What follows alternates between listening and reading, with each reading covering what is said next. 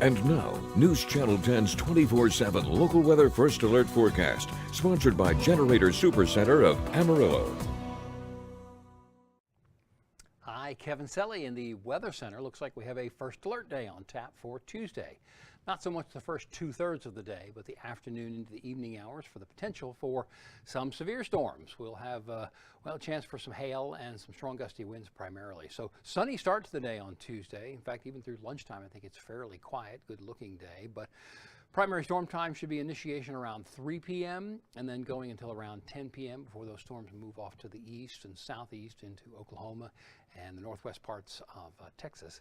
Mainly the eastern and southern portions of the panhandle under the gun for the severe weather, and I'll show you why in just a second. Some of those storms, as I mentioned, could be severe. Could be inch or better hail and some strong 60-mile-an-hour wind gusts. Tornado threat is pretty low, not zero, but pretty low for the afternoon hours.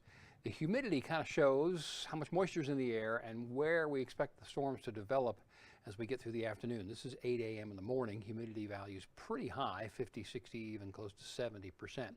But watch by noontime. See in the western, northwestern parts of the area, we've got the drier air coming in. That's the dry line setting up. It's not a very sharp dry line, somewhat diffuse, but by 3 p.m., you can kind of get an idea where we would expect storms to develop.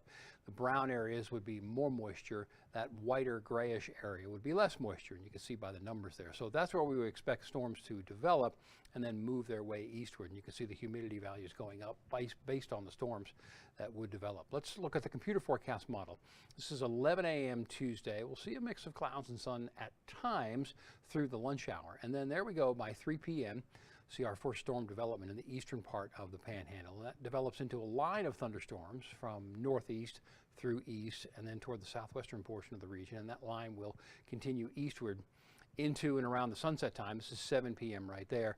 There's been some suggestion that we could see some heavier downpours and a cluster of thunderstorms develop across the southeast. That would include Childress, obviously there, and Matador and Paducah, and then that would slowly weaken as it moves into the northwestern portions of Texas. So this will be updated early morning on Tuesday by the Storm Prediction Center. The yellow area is a slight risk or higher risk area if storms do develop, that they could be severe.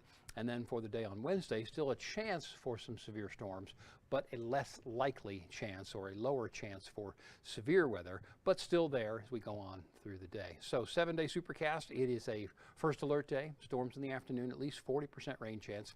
We're going to blanket the rest of the week into the weekend with a 20% chance for scattered showers and thunderstorms. That may go up and down each day as we get closer to each day. In fact, there is a cold front late Thursday into Friday, and that would have an effect on that forecast. And then the first part of next week looks pretty quiet.